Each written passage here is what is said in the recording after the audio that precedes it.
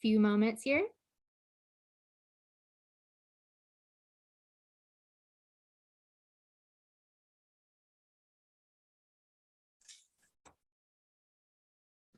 Few moments here. Okay. Awesome. So we're live. So Leo, thank you so much for joining me on the channel. Oh my gosh, I'm so excited to have you here today. Thank you. Yeah, so Leo and I just recently connected and became Facebook friends.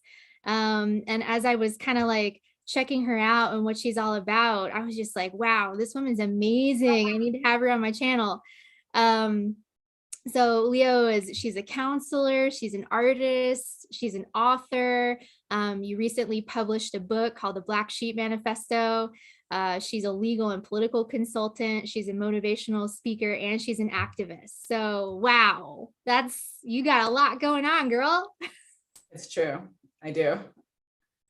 Yeah, and I was letting her know I was reading a little bit of the manifesto, and it's great. It's just like your writing style is phenomenal. It's just like you're addressing all the things that I resonate with and relate to, but you're also doing it in a very comedic way.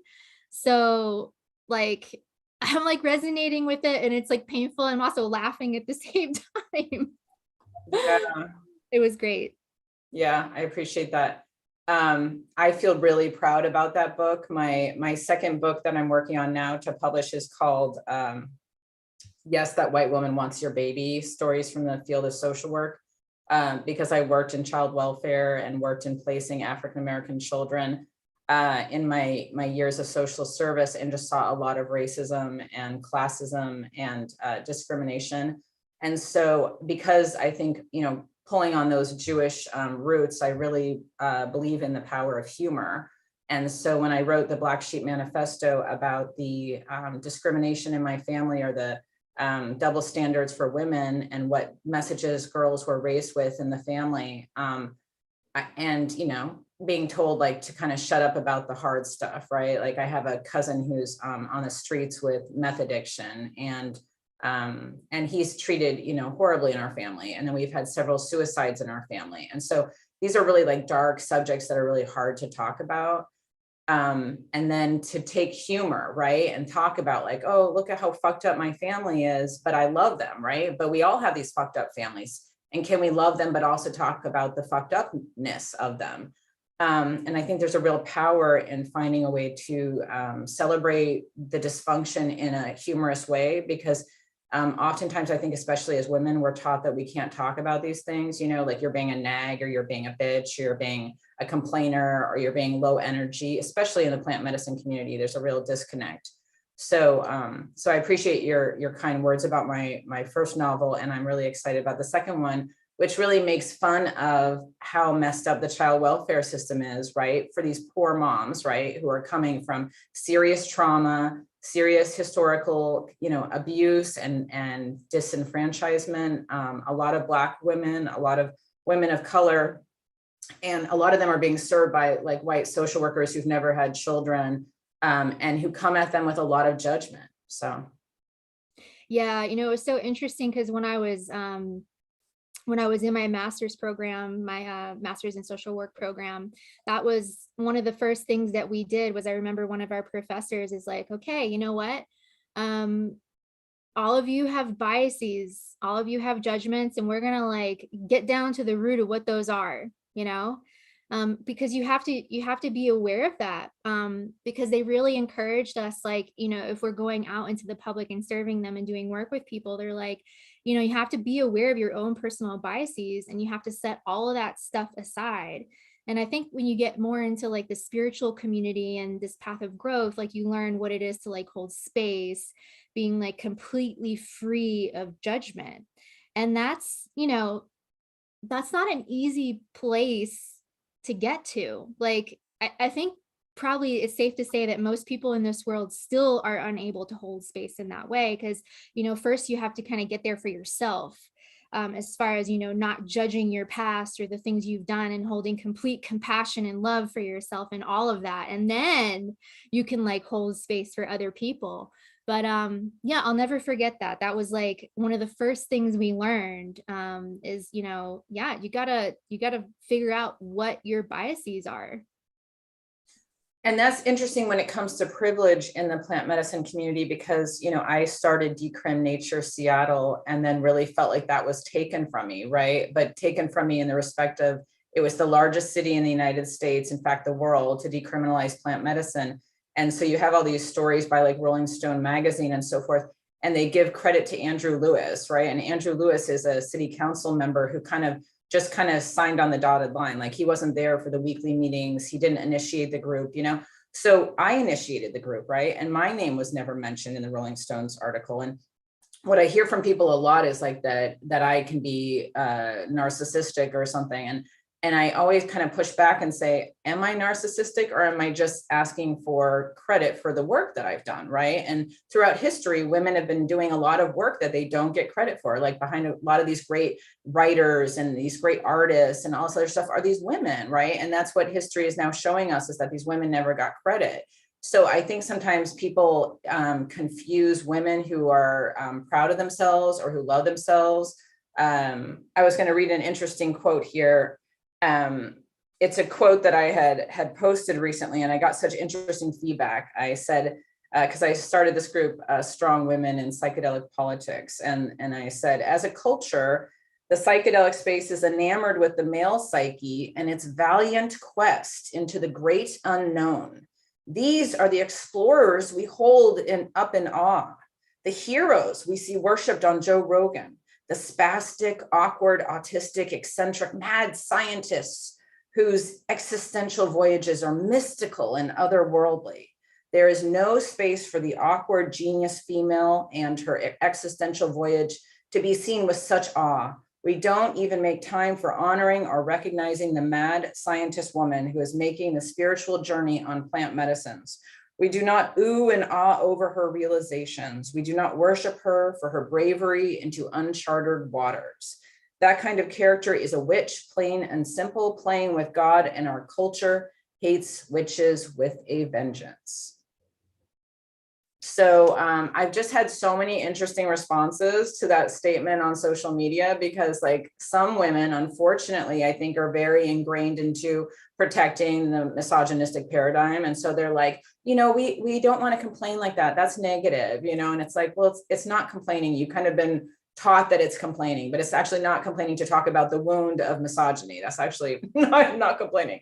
And then I've had men come at me and say, oh, you're not aware, but women are supposed to be like these flowers, right? They're supposed to be these nurturers. They're the gatherers, and then men are the hunters. And I send them article after article on the research actually showing that there were women hunters, there were women priestesses, there were women warriors that were buried with their weapons, that we've been kind of taught a lie on that front, right? But then I get mad at myself of like, why do you care what some fool thinks? Like, that's not energy that you need to be putting out there to educate.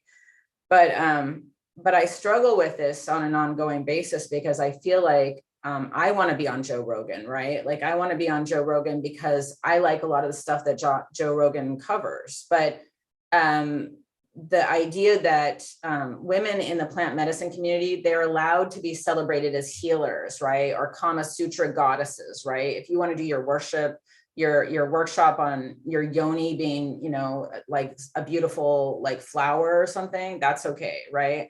And if you want to be the eternal earth mother, right, that can love all the men and take care of all their wounds, that's okay too, right? But if you want to be the angry, fierce, like Joan of Arc character, or be a political leader, we're not allowed to be political leaders. We're not. If you look at the political leaders out there, they're very few and far between for plant medicine. And what I hear from men and some women even, because I think women sometimes are just, co-opted into that misogyny from a young age to compete with other women. You just hear a lot of, well, there's space for them, like, nothing's stopping them. And so what people aren't aware of is that there's a lot of microaggressions out there that keep women from shining and feeling like there's space for them. You see men dominate in conversation, like John Dennis had done a talk for Psychedelics Today covering 109 in Oregon, and had talked a lot during the conversation, and I think was not aware of how much he was talking. And so even by virtue of talking, a woman wouldn't be long-winded like that, right? A woman wouldn't necessarily take up everyone's time with like a half an hour explanation.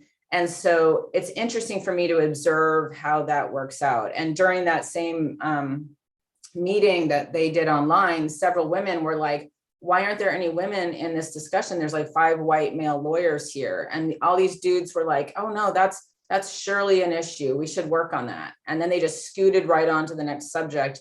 So there's really not a space for women to talk about, you know, their stuff, which is why I created the Strong Women and Psychedelic Politics, because I was getting kind of mad at my mentor, and I was like, well, I'm in this leadership group for women in psychedelic politics, but nothing's happening in there. It's very dry and boring. The women are not engaging with one another. And it felt like it was a very muted conversation. It felt like there wasn't a lot where women were allowed to have friction and discussion and conflict. And I think as a society that caters to that idea that women aren't allowed to have conflict, like women aren't allowed to have duels with one another because their issues with one another are always considered kind of catty and like insignificant. So we really demean women's relationships with one another, and we don't honor that. We don't let women grieve when they've had female friendships that have ended that are, you know, probably much more significant than a male lover or something. Do you know what I mean? We really kind of demean those relationships with women. And I told my friend the other day, I was watching mainstream news, and there was one news program that was all women, and they were all talking, and they were literally talking about news and politics, but they were all making time for talking.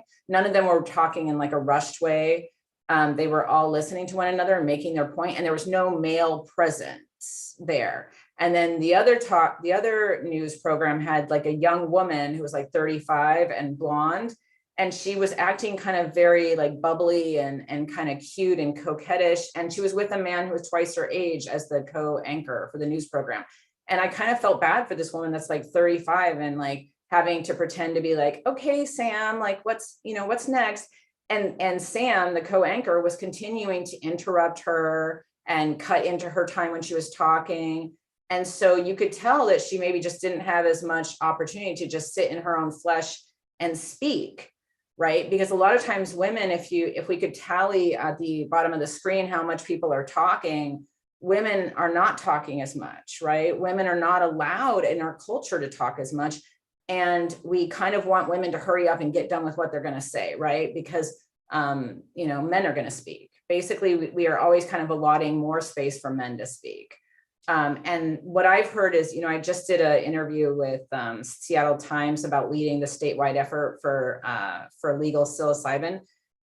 And it's interesting because I've heard from a lot of folks like, try not to go off on your feminist tangent, even though I try to make it funny when I talk about being a feminist and stuff, but like people are like, well, try not to, get off on your feminist tangent. You know what I mean? Just stick to the facts, right?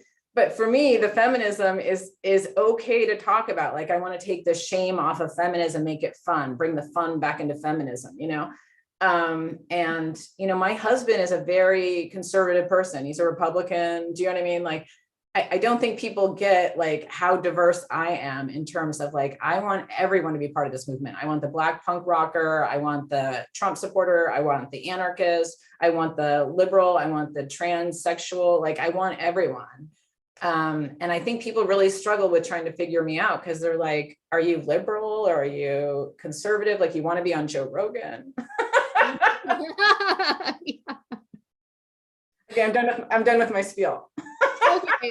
Yeah, well, I think it's interesting because people always want to try to like put you in a box. They have to like slap some sort of label on you so they can like understand you. But like we're these complex, multidimensional beings. So like we expand outside of boxes and beyond labels, and like, we don't need to be like confined. We can be really complex. And I think it's interesting because women in leadership don't necessarily get off easy because women in plant medicine leadership the expectation is that you are touching the Holy Grail, right? You're touching these plant medicines that basically have been at the origin of all like religions in the world, if you really want to do your research, right? So you're touching God. And so I feel like because there's the element of the holy in essence, because you're connected to plant medicine, that there's the expectation then as women that you are going to be like a spiritual, like mother figure, right? That's very like, you know, Hillary Clinton talked about how she couldn't win either way, right? She couldn't win. She was too much of a bitch if she was like a hard ass. And then if she was too agreeable, then she was a softie and couldn't make hard decisions and be fucking like a man and be a leader, right?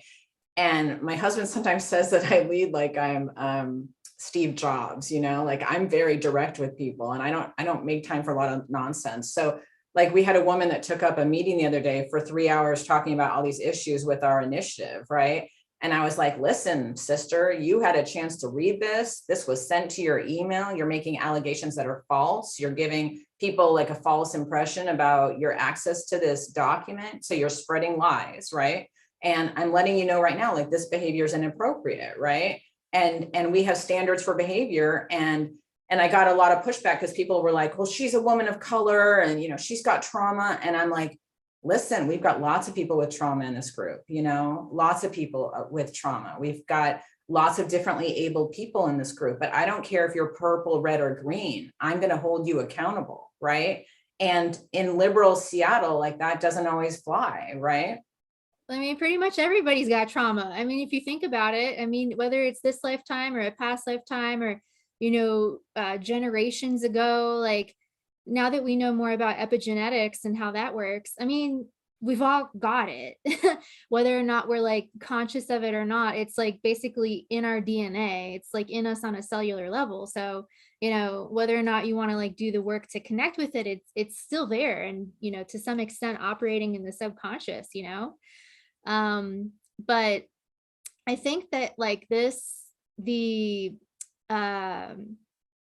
treatment of women and, you know, how we've been subjugated to like abuse and basically like treated as less than and, you know, treated as animals and slaves, like these are just facts. This is not, you know, someone's opinion. These are facts. These are real things that happened. And so, you know, that's why I think there's a lot of men these days, and also, as you were saying, women who are kind of still attached to that, you know, toxic patriarchal program, or like defending it, that don't understand, like, this is why we need to be sensitive to it because of the past and what's happened. And it wasn't that long ago, actually, when it happened. And it's still happening today. Like it's not like not all women are free. Like that's the other thing. And I had this really interesting encounter. I made a little video about it. I think this was a couple months ago. So I'm usually very like particular about like who's in my circle and who I engage with and all that. But like you're protective of your energy. I am. I try to be. Good. It's Good. it's becoming more and more important to me. Oh, hell yeah. As time progresses. You know, that's part of like loving myself and valuing myself and knowing what I deserve and what I don't. But anyway, I met this man through a family member. So this is someone I typically wouldn't even like talk to, and we're having these conversations, and you know, he made some comments that were very sexist and inappropriate, and like I don't even know if he realized what he was doing. You know, he kind of referred to himself as, you know, he was talking about like how much he had dislike for this one thing and how he was like a big girl about it and he needed to wear tampons and all this stuff. And I'm like, wait just a minute, like this, I don't know if you're aware, like you're like, you know, I approached it gently. I'm like, you're probably not aware of what you're doing right now, but like, this is what you're doing. And this is how it affects women who are more conscious. And like, this is how you're affecting other people. And of course, you know, he could not even like tolerate that I, you know, I confronted his paradigm or whatever. And, you know, quickly was using terms like, what did he say? Fem Nazi and things of that nature. I'm just like, okay, then, you know, but I still think it's like, you know, going back to what you were saying, like, it's still important to say what you need to say and to stand up to this stuff and to call people out. Like, it's time to do that, because the time of like just being quiet and sitting in the shadows, like that has not been getting us anywhere. Well, it's interesting because I'm always kind of on the fence about some of this stuff. Like I had this group called Feminist Rock that I have men and women in, and I want men in there that are going to be able to learn. I don't want it to be an echo chamber. And I think a lot of woke culture can kind of be its own little echo chamber. I actually, I have Black friends and white friends that talk about coming from the South and how, at least in the South, the racism is like, it's honest, it's authentic, it's in your face, and a racist isn't hiding behind being like woke. And so I do find it actually more refreshing for me personally. This is just my experience, but I would rather have like the men in my life that clearly have like a lot of misogyny and clearly will be like, hey baby, you're looking good today or whatever. And I would rather deal with that, because for me, that feels more honest. And I'm like, shut the fuck up, or, whatever. But versus like these woke characters, the sensitive new age guys that pretend that they are allies to women, but don't support women in leadership. Right. So for me, I actually would almost like prefer the dudes that have these issues. And also, a lot of these men have issues with women because we have such a strange relationship with mothers in this society, where we don't talk about how mothers are competitive with their daughters. We don't talk about how mothers sometimes do so much damage to their sons, right? So a lot of times we have these men that are kind of broken, I think, from their relationships with their mothers, but we always want to like deify mothers and pretend that mommies are all good, and mommies aren't always good. And so I think a lot of the men that are the worst in terms of misogyny, not that we all aren't indoctrinated from a young age to hate women, right? Because we see women as like only worthwhile as long as their boobs are perky and they can sell, burgers, or their bodies are used to sell everything. I mean, it's really heartbreaking. But anyway, I run this group. It's a feminist chemical dependency group that I have created with prostitution survivors in South Seattle. And within that group, it's so interesting to see the beauty of the camaraderie, right? These women are allies. These women are kind to one another, right? And we don't see a lot of that celebrated in this society. We don't see a celebration of female friendship in this society. You get like Stella, whatever it was, that movie from like the 80s, where they drove off a cliff. So the message was, you can be friends with and have an amazing female friendship, but then you're going to die. I'm sorry, but it's very scary. It's very scary. So, you never want to be too close with one female because you guys might end up dead. I mean, that's what I walked away with. I don't know. But I just don't. And also I talk to people about the plantation theory, which is my own theory that I've come up with, which is that the United States is based upon the plantation model. That was our first economic model. So on the plantation model, the Black woman could be raped, right? She could be the overseer. She could stand in for the overseer, so she could play a masculine role. And so within our culture, I think sometimes Black women are able to be kind of conceived of as both, kind of in this homogenous way, where they could stand in for the overseer, if we go back to the plantation model, but they also could be just like raped and no one would care. And they could just be utilized, kind of like a machine, right? And the Black man was, as we know, sexualized very young and taught that he was like the buck of the plantation. And then the white woman, when we talk about white women in this society, it's very interesting for me, because you see like in New Zealand, there's a prime minister that's female, and Merkel is like the chancellor or whatever of like all of Europe, basically, right? And so you see these white women that have positions of political leadership in Europe, right? Or in Australia, New Zealand. But in the United States, I think the white woman is still kind of, from the plantation model perspective, still in the house, right? We got to keep her skin light so the sun isn't shining on it, but we have to keep her away from the Black man, right? But we also basically have to keep her like in the house, I don't know, like knitting doilies or some shit, right? And keeping her skin soft, right? So there's this really interesting perspective of like, where in that plantation model, where is the white woman? And she's in the house. So we don't always see her out there, in my perspective. And also you had mentioned something about how we all have trauma. And my husband did a talk recently. I was so proud of him. And he talked about his early sexual trauma, which, as a chemical dependency professional, I clearly see about like 95% of my clientele, because I used to do groups at Seattle Indian Health Board, and now I do them with Operation Prostitution Survivors. you see that literally practically everyone who is struggling with drug addiction had early sexual trauma. And what I talk to people about is, you know, how with cancer survival, you can wear a ribbon on the back of your car that's like, yay, I'm a cancer survivor. Are you too, Sally? Let's like do a walkathon about it. Yay. But there's nothing for like, oh, I got fucked by my uncle when I was 5. Yay, go me, go me. Where's my sticker? Where's my ribbon? Right? Because in our culture, there's so much sexual trauma as children, but it's like so taboo. It's like, no, we can't talk about it. We can't talk about it. That's the biggest elephant in the room. Like the Right, but for men in particular, there's so much shame that we teach these poor boys that are molested and raped. We teach them that this is their initiation into manhood. Like, you know, you wanted that, you know, you liked that little Bobby, and Bobby's like, what the fuck? What the fuck?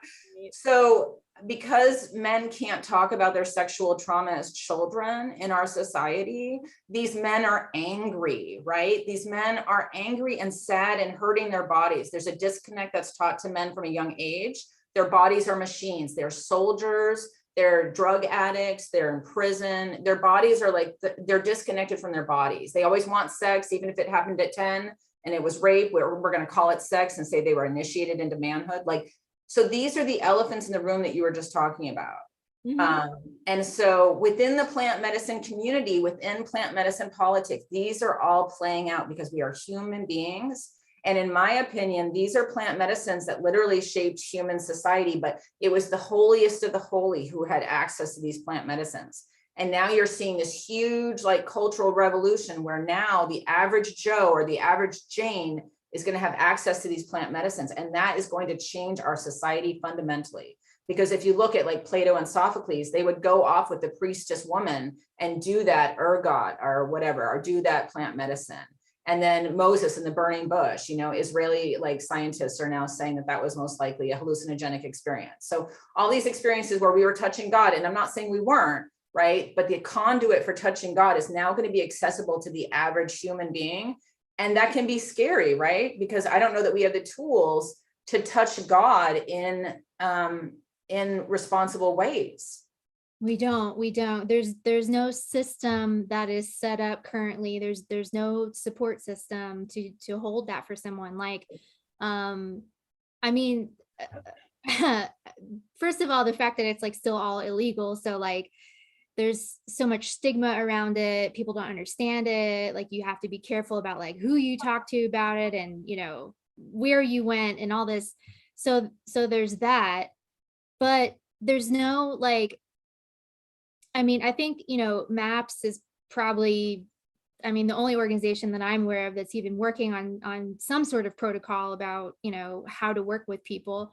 But yeah, there's no protocol on how to work with people. Most of the time, there's no integration support provided. Like, that's why I'm so passionate about integration and why I'm passionate about providing that for people, because I saw such a big lack of that. Like, there's no support.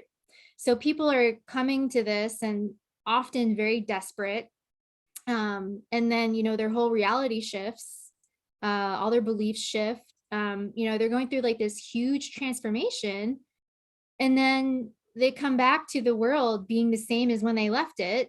Like, you know, their family and their friends expect them to be the same. You know, they're going back to a job that maybe they don't want to do anymore. And it's like, how do they cope with that? Like, what do? They have no one to talk to. Like, and a lot of the things that happen when you're under plant medicine, like if you yourself have not experienced what it is to travel in that space, in that realm, like, you're not going to be able to talk to someone who hasn't been there. They're just not going to understand. They might think you're crazy, you know, like you're a cult. Well, and it's also interesting to think about if you take the plant medicine in these unstructured environments, because I have a lot of friends that are like these underground healers, right? And I try to explain to them like, okay, you guys need to clearly understand the distinction between decriminalization and legalization, because sometimes people really grapple with like comprehending, right, that there's a difference. And as a leader in the decriminalization movement, I am a proponent of decriminalization, right? But I'm also now a proponent of legalization, right? Because I'm leading the effort for legal psilocybin in Washington State. And as the leader of a legalization effort, I try to explain to people like, the reason that you want legalization and the reason that legalization can actually be helpful. I know that we all like hate the man and we hate Big Brother, and we know that like Facebook is like a CIA operation or but you need to also understand that with no oversight, then that means that some of these people out there doing plant medicine, like they have not worked on their own shit, right? They've got weird issues. Maybe they're just kind of a weird psycho, you know, who knows? And then they're out there doing plant medicine and they're calling themselves a shaman, right? Yeah. And they're probably doing a lot of damage, right? By messing with people's psyches, and they're being allowed because it's kind of like the Wild West out here. Absolutely. Yeah, there's a lot. And I wanted to say something because you were talking earlier about trauma, and like my husband said something the other day that his therapist told him. He said that people who've had sexual trauma, he said his therapist had cited some research done at a prison, and they found that all these men in the prison had experienced sexual trauma. And he said that there's a correlation between sexual trauma as a child and having authority issues, right? And I've always had authority issues. Like every boss I've ever had has been like, you know, you're amazing and you're fabulous and you're super, super smart. You're like a genius, but you also seem to have these really like strong authority issues. And I'm like, you know, I have struggled my whole life, right? And I'm a survivor of sexual assault as a child.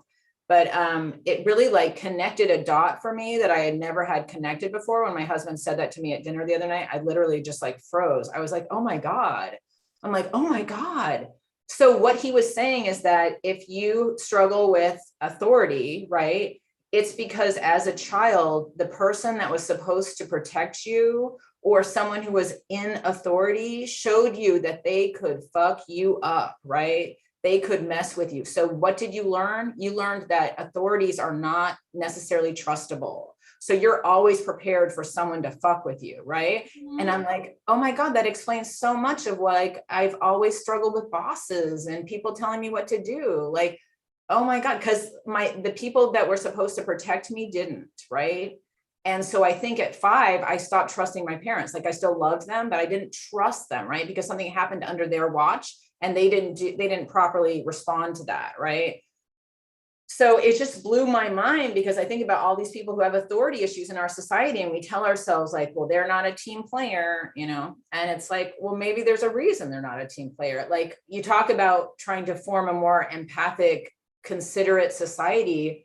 And yet the society that I'm looking at right now, to be honest, seems even more divisive, right? Over vaxxing and unvaxxing, over COVID and no COVID, over shots and no shots, over Black Lives Matter and whatever. Like, I feel like we are being divided purposely. And I just, what I want is to unify people and what I continue to tell people is you can't say that you're for censorship or for a lack of censorship and then promote censorship. You can't say that you're for everyone having an option to talk about their truth and then say that like people can't talk about their truth.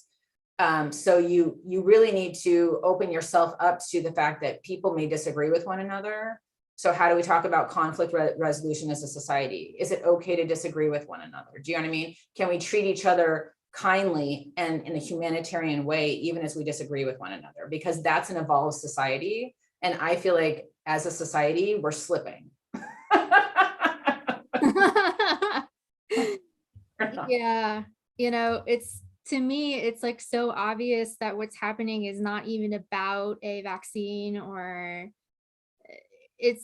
that's all kind of like on the surface of what it's being presented as. But, you know, I think it's about, you know, control and taking away personal freedoms.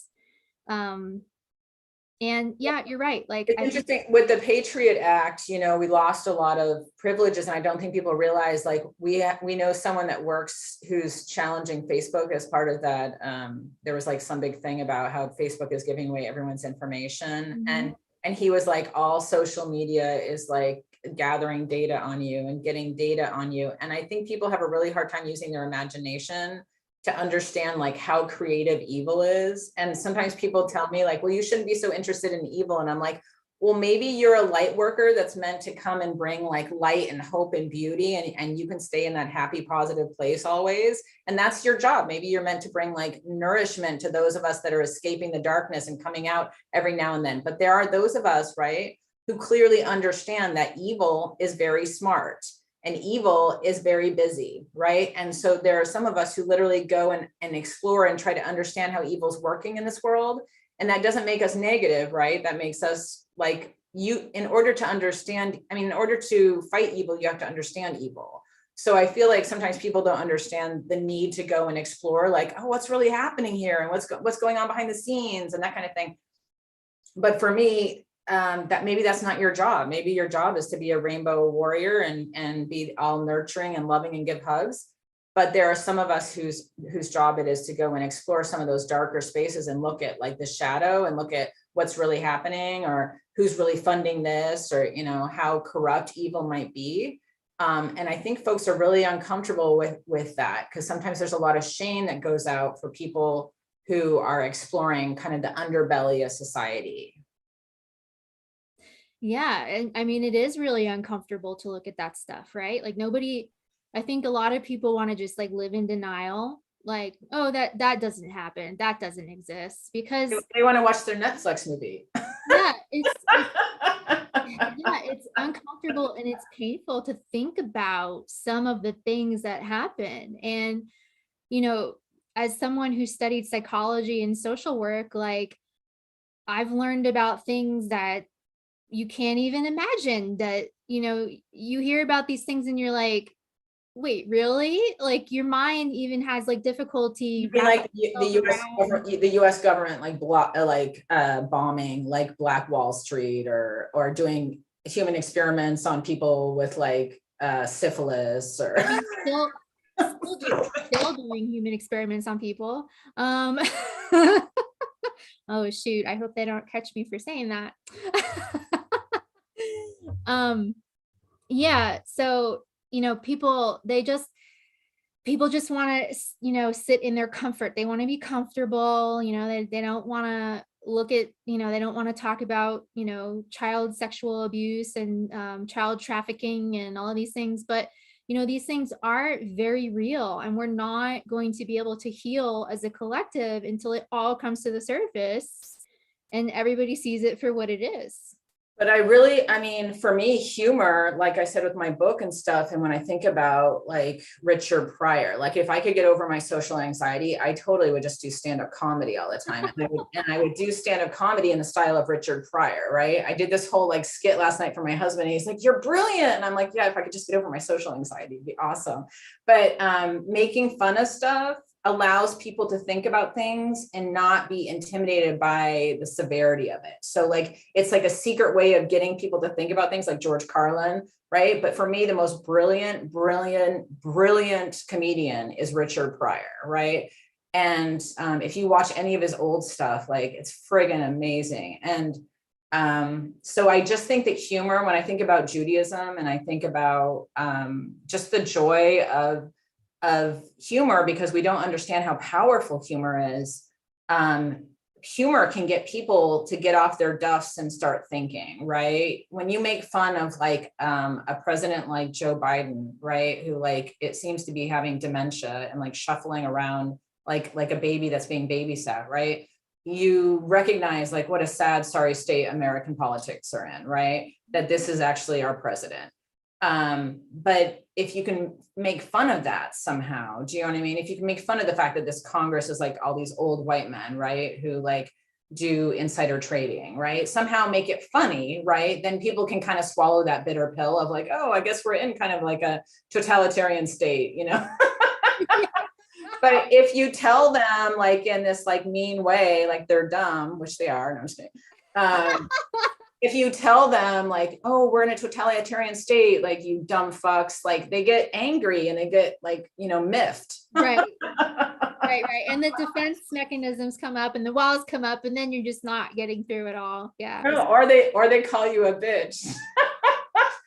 Or a feminazi or whatever. Yeah, feminazi. But the thing is, like, literally, I would take this guy that was like obviously rude and just dumb and like, you know, miseducated and maybe angry towards women and has some other issues. I would take him any day over these guys that are like liberal, woke dudes that are like, I'm an ally, and let me explain to you for half an hour how I'm an ally, and basically dominate the entire conversation. And talk about like divine feminine stuff, like divine feminine awakening, but I'm going to dominate the whole conversation and not leave room or leave space for women to talk. Like, yeah, I know. 'cause it's the microaggressions that I think play with women's heads more than anything. It's like, you're like, did that guy just cut me off? Did that guy just minimize my experience? Did that guy just tell me like, oh, that's a nice idea, Sally, but we're gonna go with something pragmatic. I've got an Excel spreadsheet over here. And it's like, motherfucker, I've got an Excel spreadsheet. Oh my gosh. So what if you like, I don't know, I'm just saying like a hypothetical scenario. What if you just like got a group of your close friends together and then you did like a little stand-up routine with them there and you just recorded it and like, you know, put it on the internet somewhere? No, I know. It's so funny. Like, I think that ultimately I'll make my way to comedy. Like most politicians like go become politicians after they've been stand-up comics. There aren't a lot of women, right, that have really risen up in stand-up comedy, right? It's a very male-dominated field, just like politics. So it's really interesting what we allow women to make fun of, right? So I'm trying to break, you know, glass ceilings, you know, in every direction. It gets a little exhausting. So Yeah, I'd imagine. I get really tired because a lot of times people are like, well, women can vote, like, stop complaining. Sorry. Oh my gosh. Yeah, I know. I mean, I feel like life can just be exhausting anyway. Like just not even, you know, I could just be like sitting around, not even really doing anything, and it's still exhausting just from, you know, what's going on in the world and the energies and No, the energy afoot is really, I asked my friends, I'm like, 2 years ago, did you feel like you had more friends that like had your back? Because like 2 years ago, I feel like I had more friends that I could be like, hey, Anthony, will you come over and do this for me? Or hey, Lana, would you come over? You know, Jermaine, can you come over? And now I feel like my list is smaller for people that like, I could be like, my car is broken down on the side of the road in like the woods. I need help, right? And it just bothers me because I feel like people are more selfish or more individualistic now, kind of like, oh, there's a food shortage coming, you know, Armageddon's coming or something. I need to kind of protect my own little pile of crap from China or whatever the fuck, right? So I feel like it makes me depressed, you know, like I'm supposed to go to India soon, and I used to live in India as a kid, and you know, for me, India is like a spiritual rejuvenation zone. I feel like we really pick up on the energy of the place that we're in, and like, you know, the vortex there or whatever. And for me, India is a very spiritual place. So I also believe in alchemy, you know, like spiritual alchemy. And I've done like ayahuasca before with the ayahuasca church. Like I took my star with Maria Lisi, one of the 13 grandmothers in the Santo Daime.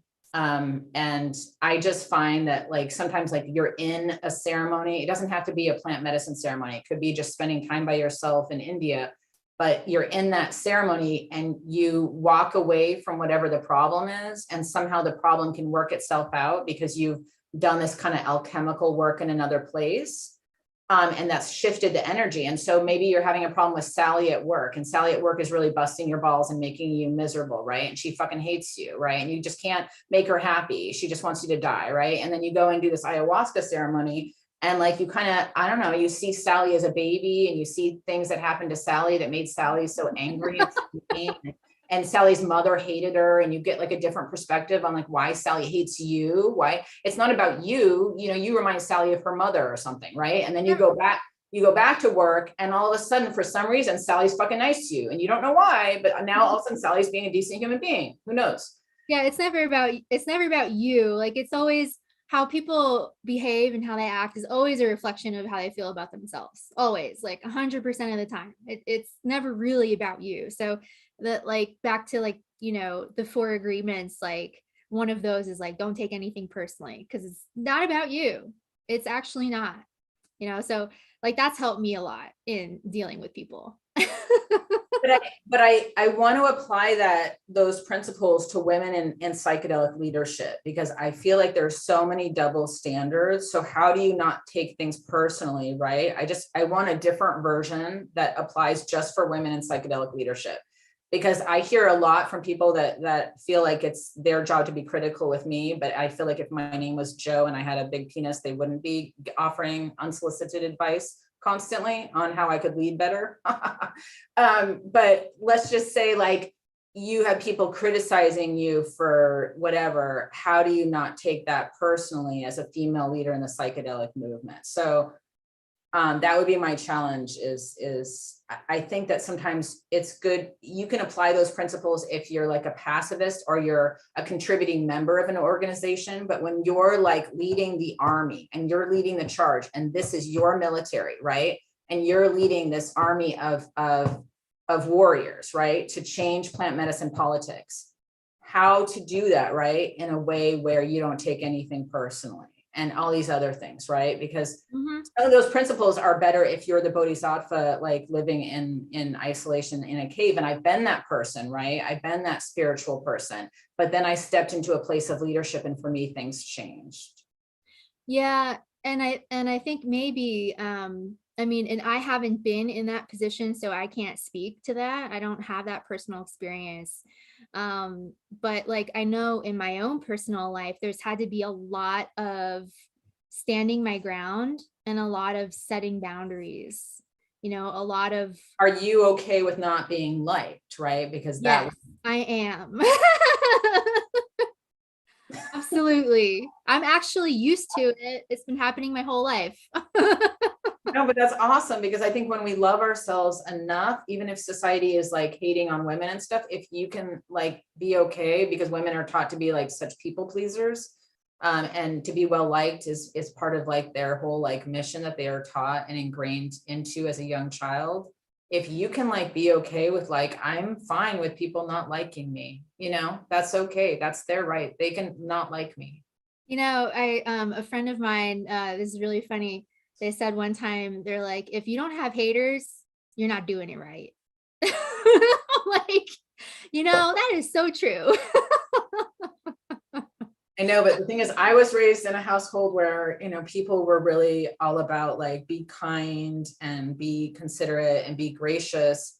And it's hard sometimes to lead and be a protector of yourself, like you talked about, protecting your energy, protecting your space. And also always having this thing about, you know, other people. Well, you know, put yourself in the other person's shoes, be kind to others and so forth. And I think it can do a disservice to women. Yeah, I mean, I think there's like this balance of like, and this is what I've been learning too, is like, how can I set boundaries with people and stand up for myself in still in like a kind way, and sometimes it's not as kind, like depending on what's happening, but you know, how can I try to approach it from a more kind and gentle way, and that's been something I've been trying to work on. So in my years of social work, especially like at Indian Child Welfare and Office of African American Children's Services, I feel like as a young newbie social worker dealing with these harsh parents that were in the midst of drug addiction and having their kids get snatched, and they were lying all the time and, you know, just trying to dupe me all the time about UAs and, you know, whether Bobby, the child pedophile person, was back in the home or, you know, whatever, that I would start off, right, being really nice, right? Like, Sandra, like, let's try to get along and like, let's try to be honest and like all this other stuff. But what was bizarre is, and I'm curious what your perspective is on this, is oftentimes people that are bullies, right?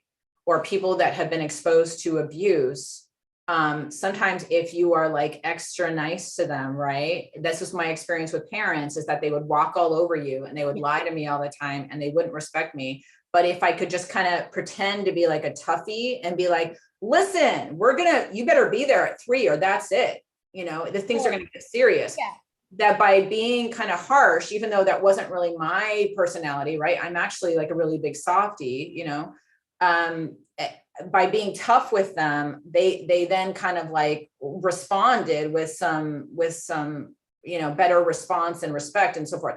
So I feel like sometimes we get so ingratiated to abuse if we come from like an abusive background that we kind of only respond to that kind of, do you know what I mean? Yeah, totally. I totally get that.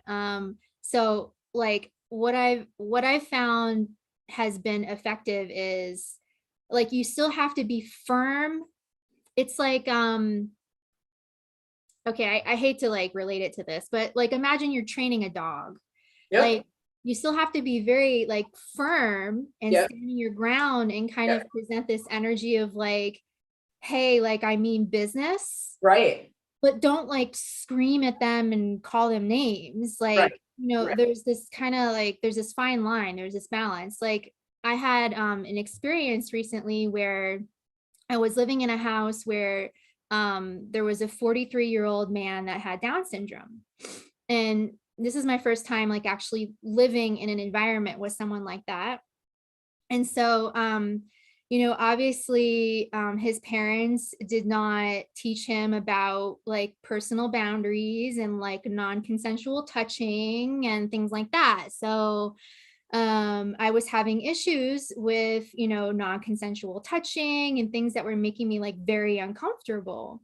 And, at first, I tried to be like, really like gentle and kind and nice about it. And then, after a few times of that not working, it's like, okay, now I need to get very firm with you, where I don't have to scream at you. I don't have to call you names, but you're going to know by the tone of my voice that I mean business and I'm very firm now because you're not responding.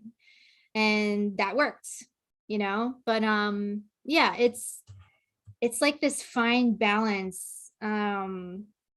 But it's But it's interesting, like to relate that to little girls, because I think about little girls that are taught really young, like go hug Uncle Johnny, oh gosh. Even if Uncle Johnny is like kind of pervy, And so Yeah. little girls learn real young that their body is not theirs; it's for everyone else, right? People get to comment on their weight, get to comment on their boobs, get to comment on if they age, like their body is not theirs, right?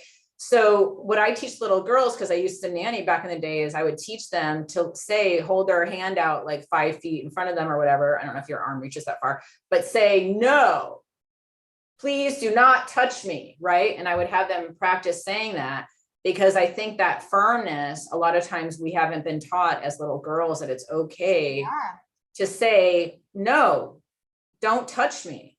Yeah. It's like that. Yeah. And so you probably were nice to him, right? And said, please don't touch me, or I don't like that, or whatever. But when you were firm and said, lay off, buddy. Mhm.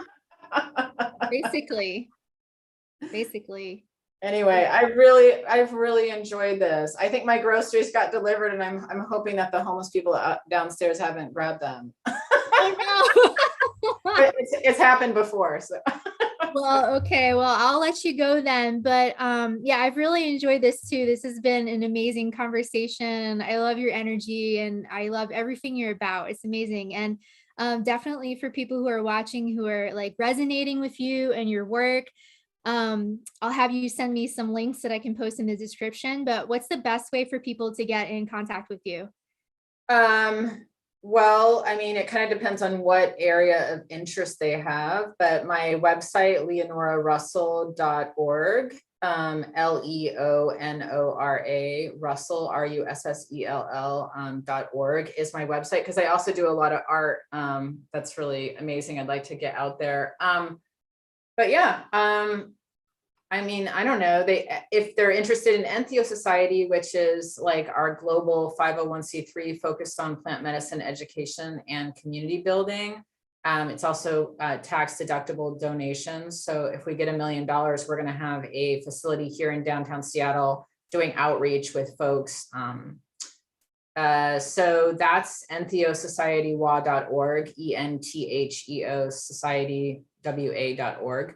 And you can reach out on there, and we have a volunteer form. We also have a testimonial form. So if people's lives have been affected by plant medicine, the more testimonials, the better. So, and that can happen from anywhere in the world. And then if they want to volunteer, which you can also do anywhere in the world, with ADAPT-WA, it's ADAPT. It stands for Addiction, Depression, Anxiety, Psilocybin Treatment -WA.org. That's our statewide effort for legal psilocybin in Washington State. So I kind of have emails attached to all of those. Amazing. Wow, such great work. Well, I'll definitely post all of those links in the description so that people can find you easily and connect with yeah, any way that they'd like to reach out or assist. But yeah, I just want to say thank you. Like sometimes I do interviews and I'm like, oh, I'm just not really feeling this interview. I feel awkward. Or I feel like not myself, or I feel like I have to put on a mask or something. And I feel like with you, I have felt very, very comfortable. So thank you. Oh, thank you so much. That means so much to me. Yeah, well, that's kind of what I'm aiming for is, people to show up as themselves. Yeah, no, I have felt comfortable energetically, like from the go. So just want to Awesome. say thank you for the hard work you're doing. Yay. Thank you so much. Okay. All right. Well, take care. And for all the viewers